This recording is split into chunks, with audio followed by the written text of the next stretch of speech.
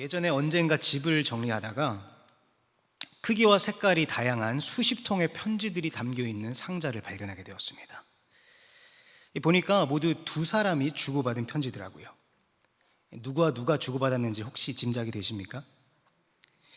네, 저와 아내가 결혼하기 전에 함께 주고받았던 편지들이었습니다. 저는 2년이 넘도록 서울, 부산 장거리 연애를 했기 때문에 중간에 여러 번 편지를 주고받았습니다. 근데 그걸 아내가 다 모아놨더라고요. 이제는 애들을 키우는 입장에서 이 연애 때 썼던 편지를 보니까 굉장히 감회가 새로웠습니다.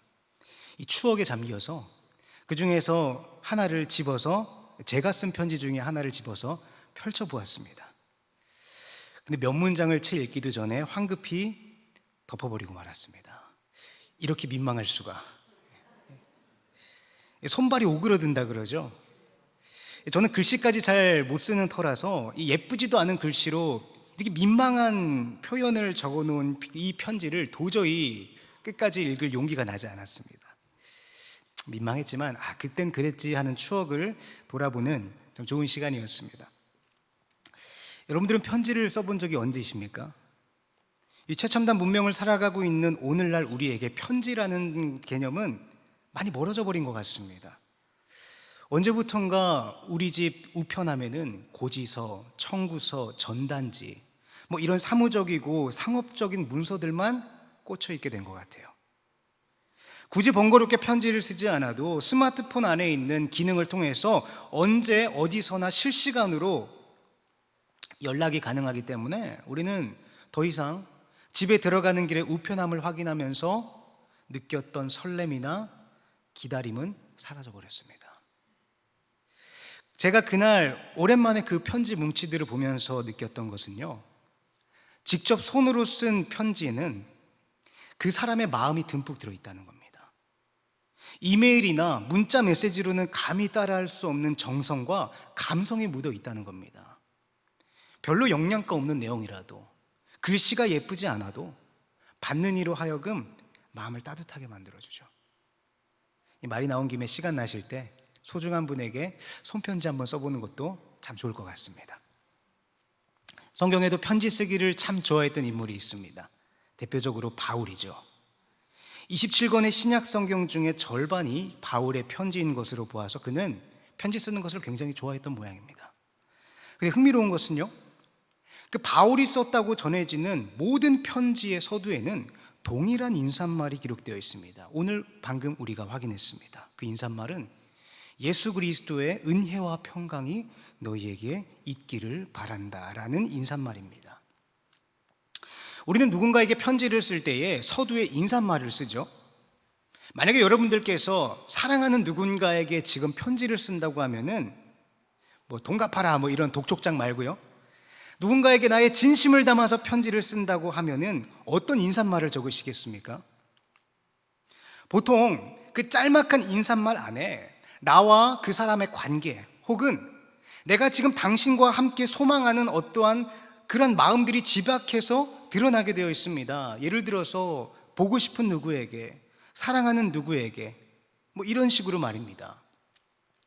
바울은 지금 자신의 진심을 담아서 보내는 모든 편지에 항상 같은 인사말로 시작한다는 거예요. 은혜와 평강이 너에게 있을지어다. 이것은 바울의 신학과 신앙에 은혜와 평강이라는 개념이 너무나 중요하다는 겁니다. 여러분들 안에는 예수 그리스도의 은혜와 평강이 있으십니까? 아마 대부분 성도님들께서는요, 이런 질문을 받으면 아멘이라고 대답하실 거예요. 왜냐하면 우리는 이런 말을 너무 많이 들어왔거든요. 너무 익숙합니다. 그래서 지금 내 안에 정말로 은혜와 평안이 있는지는 별로 생각하거나 고민할 필요도 없이 그냥 반사적으로 아멘이라는 대답이 나옵니다. 저는 그랬거든요. 은혜와 평강이 없다고 하면 안 될 것 같은 그런 느낌도 들고 말이죠.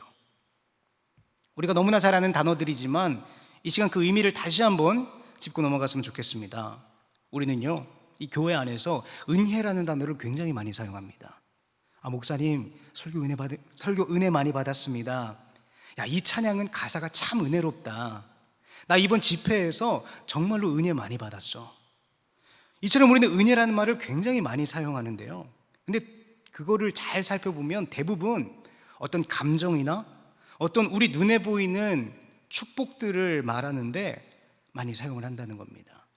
내 마음이 뜨거워지고 눈물이 나오고 막 감동이 오고 아니면 사업에 성공을 하거나 자녀가 잘 되거나 금전적인 문제가 해결이 되거나 이런 부분들, 좋은 감정이 오거나 아니면 세상에 좋은 가치들이 주어졌을 때에 우리는 감동을 받으면서 은혜 받았다라는 표현을 많이 쓰지 않습니까? 근데 사실요, 엄밀히 따져보면 은혜의 의미는요, 그런 감정적이거나 그런 물질적인 것과는 거리가 멉니다.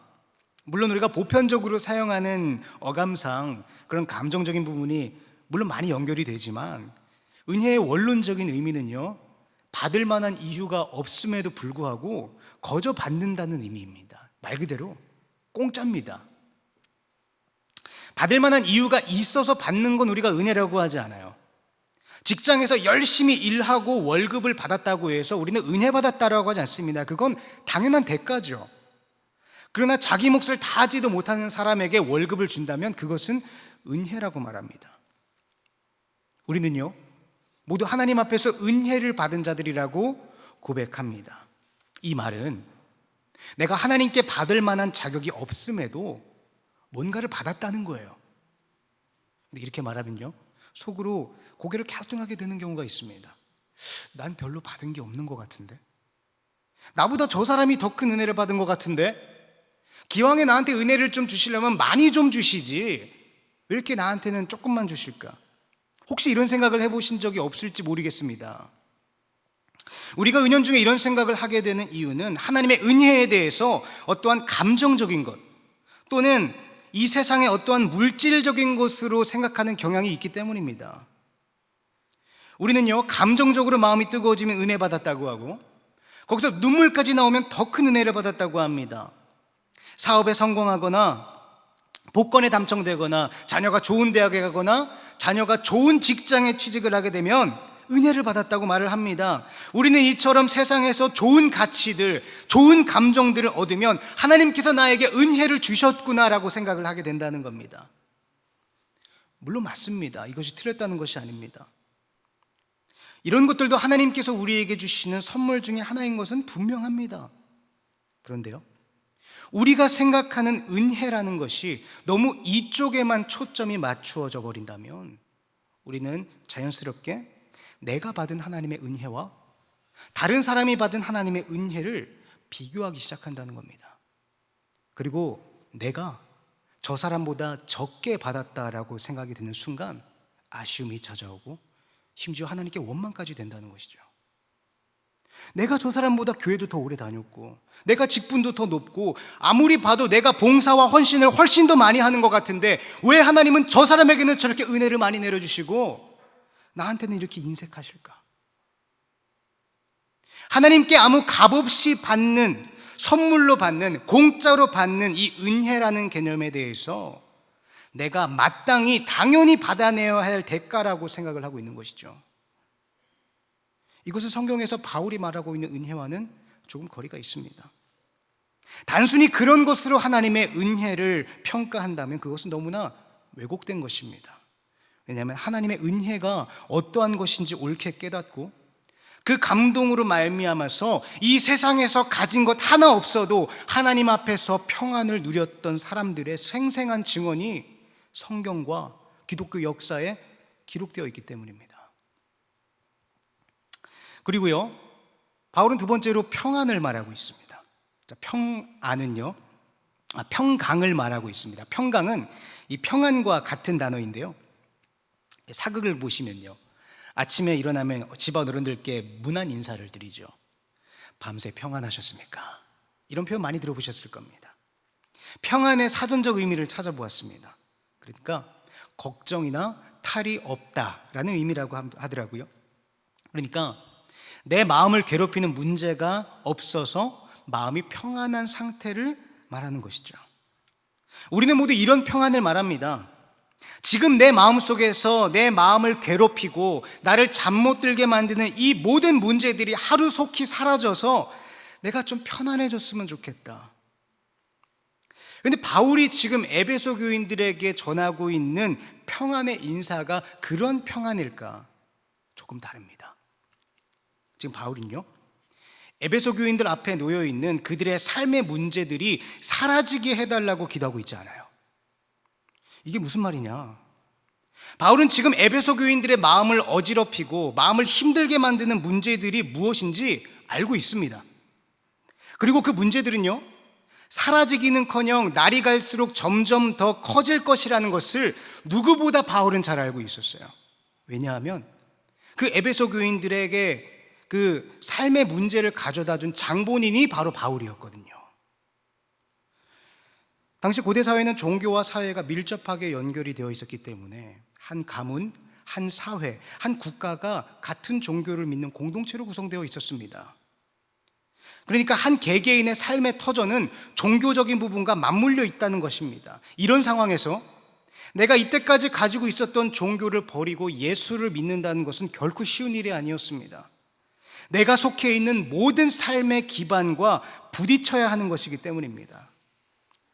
그런데 에베소에 교회를 세우고 에베소에 예수를 전한 사람이 바로 바울이었습니다.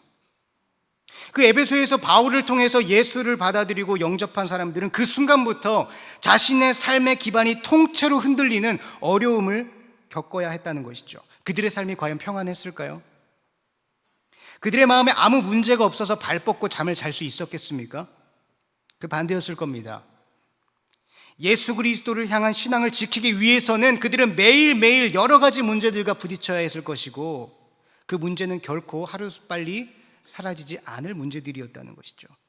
그런데 그 모든 문제를 가져다 준 장본인인 바울이 편지를 보내면서 정말 뻔뻔하게도 너희들이 평안하기를 바란다라는 인사를 하고 있다는 겁니다. 자기가 전한 예수 그리스도로 인해서 이들이 얼마나 어렵고 힘든 삶을 보내고 있는지 너무나 잘 알고 있음에도 그런 인사를 했다는 겁니다. 그러니까 지금 바울이 말하는 평안이라는 의미는 그런 사전적인 의미가 아니라 여전히 내 삶에는 여러 가지 문제가 남아있고 오히려 그 문제들이 날마다 더 커지고 있음에도 불구하고 하나님께로부터 오는 평안을 말하고 있는 것이죠. 우리 성도의 평안은 결코 이 땅의 물리적이거나 감정적인 것에서 올 수 없습니다. 그런데 우리는 어떻습니까? 지갑이 두둑해지면 마음도 평안해지죠. 반면에 지갑이 비어버리면 마음의 여유도 사라진 말입니다.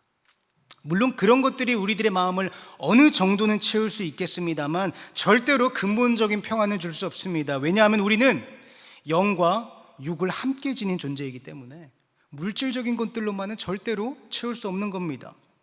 근데 많은 사람들이, 심지어 성도들조차 이 영적인 공간을 물질로 채우려고 한다는 겁니다.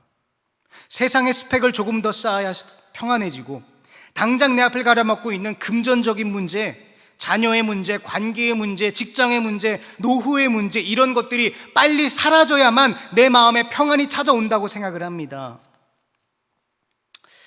사실 맞죠. 우리 눈앞에 문제가 뻔히 보이는데 어떻게 평안할 수 있겠습니까? 그런 상황에서 평안하라니요. 그건 극단적인 낙관론자나 아니면 세상을 포기한 사람들이나 가능할 것처럼 보이지 않습니까? 그렇기 때문에 우리들의 마음에는 언제나 평안이 없습니다. 3살짜리 어린아이부터 100세 노인에 이르기까지 삶의 어느 한순간 고민과 문제가 없었던 적이 있을까요? 어제도 제가 퇴근해서 집에 들어가 보니까 저희 집 첫째 아이가 울고 있었습니다. 무슨 일인가 하고 보니까 얘들이 저녁마다 유산균을 하나씩 먹는데요, 엄마가 동생한테 먼저 줬다고 속상해서 울고 있는 거예요. 물어봤습니다. 아니, 어차피 똑같이 먹는데 그거 조금 먼저 동생한테 준 게 그렇게 중요하니? 그러니까 어제도 동생한테 먼저 줬다는 거예요. 어제 동생한테 먼저 줬으면 오늘은 나한테 먼저 줘야 되는데 또 동생한테 먼저 줬다는 겁니다. 이게 그렇게 심각한 거예요. 우리 입장에서 보면은 아무 일도 아닌데 6살짜리 아이 입장에서 보면은 울 정도로 심각한 일이라는 겁니다. 이것이 우리의 현실이 아닙니까? 남녀노소 우리 앞에 고민과 문제가 없었던 시기는 없다는 겁니다. 그렇다면 우리 앞에 문제가 없는 시기가 없다면 과연 우리의 삶에 진정한 평안이 찾아올 수 있을까? 근데 놀라운 것은요, 그렇게 내 앞에 놓여 있는 문제들이 전혀 해결되지 않고 나날이 커져가고 있음에도 불구하고 평안을 고백하는 사람들이 있다는 겁니다. 에이, 속으로는 답답하면서 겉으로 평안한 척 하는 거야. 그럴까요? 성경에는요, 그리고 2000년 기독교 역사 속에서는 실제로 그것을 살아낸 자들의 증언들이 기록이 되어 있다는 겁니다. 오늘 에베소서의 저자인 바울이 어떻습니까? 보장된 미래를 다 내팽개치고 평생을 타지로 떠돌아다니면서 전도 여행을 다녔죠. 그가 비행기나 크루즈 여행선을 타고 유람한 것이 아닙니다. 대접도 못 받고, 때로는 쫓겨나고, 때로는 돌에 맞고, 감옥에 갇히고, 풍랑을 만나고, 독사에 물리고, 결국은 순교하지 않았습니까? 그런데 그랬던 그가 보내는 편지마다 평안을 말하고 있더라는 겁니다. 심지어는 세상의 권력자 앞에서 왕이여, 지금 내가 묶여있는 것 외에는 당신이 나와 같이 되기를 원합니다라고 당당하게 선포하기까지 않았습니까? 나는 지금 하나님 앞에서 평안을 얻고 있으니까 너희도 평안을 얻기를 바란다는 거예요. 이것이 이해가 되십니까? 그런데 이것이 가능한 이유가 바로 은혜입니다. 은혜는 받을 만한 자격이 없는 자에게 하나님께서 거저 주시는 것이라고 하였죠. 그러나 앞서 거론했듯이 이러한 하나님의 은혜를 이 세상의 어떠한 감정적인 것이나 어떠한 물질적인 것으로 바꾸어 해석해버린다면 그 사람은 절대로 바울이 말하는 평안을 깨달을 수 없을 것입니다. 19세기 미국에 스패포드라는 사람이 있었습니다. 그는 성공한 사업가로서 많은 부를 누렸던 사람입니다. 그런데 그의 아내와 네 딸이 유럽으로 가기 위해서 배를 타고 가다가 그만 사고가 나서 배가 침몰하게 되었죠. 결국 아내만 구사일생으로 살아남게 되었고 네 딸은 모두 바다에 빠져 죽고 말았습니다. 스패포드는 전보로 그 소식을 접하게 되었고 아내를 데려오기 위해서 배를 타고 가다가 그 4명의 딸이 수장당한 그 지점을 지나가게 되었습니다. 그의 심정이 어떻겠습니까? 바다를 바라보고 있었던 스패포드는 그 자리에서 시를 하나 썼다고 합니다. 우리가 너무나 잘 알고 있는 찬송가의 한 구절이죠. 내 평생에 가는 길 순탄하여 늘 잔잔한 강 같든지 큰 풍파로 무섭고 어렵든지 나의 영혼은 늘 편하다. 내 영혼 평안해. 내 영혼 평안해. 사업이 잘 나갈 때, 그의 딸들이 건강하게 잘 자랄 때 쓴 시가 아닙니다. 이것이 어떻게 가능할까요? 가까이에는 우리나라의 신앙의 선배들도 있지 않습니까? 신사참배를 거부하다가 모진 고문을 당해서 순교하기까지 신앙을 고백했던 주기철 목사님, 자신의 2 아들을 죽였던 원수를 양아들로 삼으면서 그 자신의 2 아들이 순교한 것에 감사의 기도를 올렸던 손양원 목사님, 그리고 그 외에도 이름도 없이 빚도 없이 하나님을 위하여 고난의 삶을 살면서도 하나님께 감사와 평안을 고백하였던 우리 신앙의 선배들의 삶, 이것은 절대로 세상이 설명할 수도 없고 세상이 제공할 수도 없는 하나님의 평안입니다. 그리고 그 평안은 절대적으로 하나님의 은혜로만 주어집니다. 하나님의 은혜는요 너무나 분명합니다. 이 죄인을 감히 하나님의 자녀로 삼아주신 것, 지금 내 모습은 이렇게 연약하고 더러운 죄인일 뿐이지만 나를 너무나 사랑하셔서 작은 예수로 대접해 주신다는 것, 그리고 내가 그것을 믿고 하나님 앞에 나아가면 하나님 나라의 자녀가 되는 권세를 주신다는 것, 이것이 우리가 받을 수 있는 가장 큰 은혜입니다. 그리스도인이라면 누구에게나 공평하고 똑같이 주어지는 하나님의 은혜입니다. 하나님의 은혜는 결코 누군가에게는 더 주어지고 누군가에게는 덜 주어지는 그러한 개념이 아닙니다. 우리는 이미 갚을 수 없는 은혜를 받은 자들인 거예요. 바울은 자신의 질병을 놓고 3번이나 하나님께 간절하게 구했던 적이 있습니다. 그러나 하나님의 대답은 그의 생각과 달랐습니다. 내 은혜가 너에게 족하다. 그 은혜가 그저 지식적으로 머리에 들어있는 사람에게는 예수 그리스도의 십자가의 은혜가 그 마음을 움직이지 못할 것입니다. 우리가 이 시간 진정으로 회개하고 간구해야 될 것은 내가 예수 그리스도의 십자가로 인하여 마음이 움직이고 그분을 생각할 때마다 무익한 종의 자세로 무릎 꿇을 수밖에 없다는 그런 고백입니다. 그러나 우리는 여러 가지 핑계를 댑니다. 아니, 그 예수 그리스도의 십자가가 피부로 느껴지지 않는데 어떻게 하라는 겁니까? 그리고 내가 지금 예수 믿은 지가 몇 년째인데 어떻게 그 은혜와 감동을 계속해서 유지할 수 있겠습니까? 맞습니다. 우리의 감정은 소모되고 우리의 은혜는, 우리의 마음은 무뎌집니다. 그것을 부정하는 것이 아닙니다. 그러나 그렇기 때문에 우리는 이 자리에 멈춰 있으면 안 되는 것입니다. 그렇기 때문에 우리는 기도의 자리로 나아가야 하며, 그렇기 때문에 우리는 말씀의 자리로 나아가야 하며, 우리는 예배의 자리로 나아가야 하고, 우리 공동체에서 끊임없이 그것을 상기하며 우리가 어떠한 은혜를 받은 자이라는 것을 끊임없이 상기해야 하는 것입니다. 내가 정말 하나님께 갚을 수 없는 은혜를 받은 자라면 나는 이 생명이 끝나는 날까지 하나님을 향한 감사와 감격을 고백해야 되는 것입니다. 하나님께서는요, 우리가 이 세상에서 풍족하게 살아가는 것 당연히 원하실 겁니다. 왜 안 그러시겠습니까? 그러나 하나님께서 그것보다 더욱 중요하게 생각하시는 것은 설령 내가 이 땅의 가치들을 조금 더 얻지 못한다 하더라도 그 하나님의 섭리와 인도하심에 감사하고 끝까지 신뢰하며 그분께 붙어 있는 것입니다. 지난 9월에 강원도 고성에 있는 어느 바닷가 해변에서 모래놀이를 하던 30대 여성과 두 아이가 노을성 파도에 순식간에 바다로 휩쓸려간 안타까운 뉴스가 전해졌습니다. 이 세 사람은 10여 분 만에 다행히 구조되어서 병원으로 이송되긴 했지만 너무나 안타깝게도 모두 숨을 거두었다고 합니다. 여러분, 내가 저항할 수 없는 저 강력한 파도의 힘에 의해서 바닷속으로 빨려 들어가는 순간 그들이 어떤 생각을 했을까요? 저 모래성을 아직 완성하지 못했는데, 오늘 저녁에 아주 근사한 레스토랑을 예약해 놨는데, 우리 애들 좋은 학교도 보내고 좋은 대학도 가고 좋은 직장도 가야 되는데 이런 생각을 했겠습니까? 아마 이 애 엄마의 마음에는 그 정신을 잃기 전 그 짧은 순간 오직 한 가지 생각밖에 없었을 겁니다. 살고 싶다. 우리 애들 살려야 되는데. 근데 우리가 그들과 뭐가 다릅니까? 파도에 휩쓸려 떠내려가는 그 몇 초의 시간보다 우리는 조금 더 시간을 얻은 거 아닙니까? 우리는 모두 언젠가 저 죽음이라는 파도에 휩쓸려 갈 수밖에 없는 존재라는 거예요. 그렇다면 그 파도 너머에 뭐가 있느냐는 겁니다. 세상 사람들은 저 파도가 끝이라고 생각합니다. 그래서 저 파도에 휩쓸리는 순간 모든 것이 끝나버리기 때문에 아무 소망이 없다고 말합니다.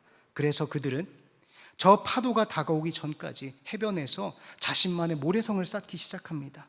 그리고 그 안에 내가 중요하다고 생각하는, 내가 좋다고 생각하는 가치들을 하나씩 쌓아 올리기 시작합니다. 파도에 휩쓸리기 전까지만이라도 해도 잘 먹고 잘 살겠다는 거예요. 그래서 그 세상 사람들은 그 모래성의 삶에 자신의 모든 것을 거르고 살아갑니다. 그런데요, 그 모래성 안에서의 삶이 과연 진정한 평안이 있을까요? 언젠가 파도가 덮치면 이 모래성은 흔적도 없이 사라질 텐데, 지금 당장 이 모래성 안에 아무리 호화로운 삶을 살아간다 하더라도 절대로 진정한 행복과 평안은 찾아오지 않을 것입니다. 그러나 성도는 다릅니다. 파도에 휩쓸려 끝나는 것이 아니라 그 너머에 영원한 세계가 있다는 것을 깨달았고, 그곳에 갈 수 있는 유일한 길인 예수 그리스도라는 구명줄을 든든히 허리에 동여맨 자들이에요. 이런 자들이 모래성 안에 있는 무언가에 집착하겠습니까? 언제 어디서 파도가 덮쳐와서 이 모래성이 흔적도 없이 사라져버린다 하더라도 전혀 거리낌 없이, 전혀 아쉬움 없이 영원한 하늘나라라는 최후의 승리가 확정되어 있는 사람들이 그런 것 때문에 절망하겠습니까? 오히려 저 모래성 안에 하나라도 더 채워넣기 위해서 아등바등거리며 살아가는 세상 사람들을 보며 안타까워해야 되지 않겠습니까? 우리가 바로 그런 자들이라는 겁니다. 그렇기 때문에 우리는 이 세상의 모래성에서의 삶에 휘둘리는 것이 아니라 하늘을 바라보며 소망을 품고 평안을 말할 수 있는 겁니다. 사랑하는 성도 여러분, 우리의 기도가 세상의 것들을 조금 더 가지지 못한 안타까움이 아니라 하나님의 자녀로서 자녀답게 살지 못하는 것에 대한 안타까움으로 채워지는 기도가 되었으면 좋겠습니다. 그리고 이런 마음을 품고 기도하는 모든 성도들에게 하나님의 은혜와 평강이 임할 줄로 믿습니다.